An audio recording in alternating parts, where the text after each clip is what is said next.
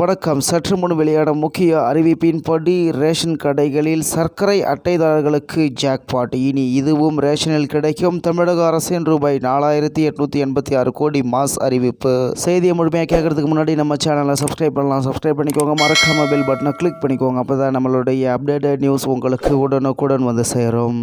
விவசாயிகள் ஆகஸ்ட் மாதம் வரை தங்களது விளை பொருட்களை அரசு கொள்முதல் நிலையங்களில் வழங்க வாய்ப்பு ஏற்பட்டுள்ளது. விவசாயிகளுக்கு ஒரு டன் கேழ்வரகு 48,860 ரூபாய் குறைந்தபட்ச ஆதரவு விலையாக நிர்ணயம் செய்யப்பட்டு வழங்கப்பட்டு வருகிறது. நடப்பு கொள்முதல் சீசனை பொறுத்தவரை மொத்தம் 6000 டன் கேழ்வரகை கொள்முதல் செய்ய அரசு அனுமதி அளித்துள்ளது. அதிகாரப்பூர்வ தரவுகளின்படி இம்மாதம் 24ஆம் தேதி வரையிலான நிலவரப்படி சுமார் 2005 விவசாயிகளிடம் இருந்து 4282 டன் கேழ்வரகு இதுவரை கொள்முதல் செய்யப்பட்டு உள்ளது. மீதமுள்ள இலக்கை எட்டும் வகையில் கொள்முதல் பணிகள் தொடர்ந்து நடைபெற்று வருகின்றன. தமிழக அரசின் நுகர்பொருள் வாணிப கழகம் இந்த பணிகளை ஒருங்கிணைத்து வருகிறது. ரேஷன் கடைகளில் கார்டுதாரர்களுக்கு கேழ்வரகு வழங்க அரசு எடுத்துள்ள இந்த முடிவு பொது விநியோக திட்டத்தில் ஒரு மாற்றமாக அமையும். இதற்கான கொள்முதல் இலக்குகள் மற்றும் கால நீட்டிப்பு ஆகியவை விவசாயிகளுக்கு பயனுள்ளதாக இருக்கும் என கருதப்படுகிறது. தற்போது வரை நடைபெற்றுள்ள கொள்முதல் புள்ளி விவரங்கள் நிர்ணயிக்கப்பட்ட 6000 டன் இலக்கில் பெரும் பகுதி எட்டப்பட்டுள்ளதை காட்டுகின்றன.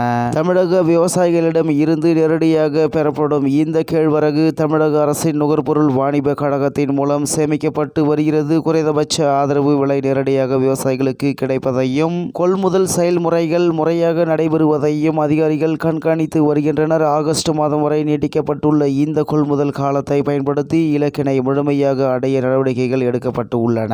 மேலும் தமிழகத்தின் பல்வேறு மாவட்டங்களில் உள்ள கொள்முதல் நிலையங்கள் வாயிலாக இந்த தானியங்கள் பெறப்பட்டு வருகின்றன.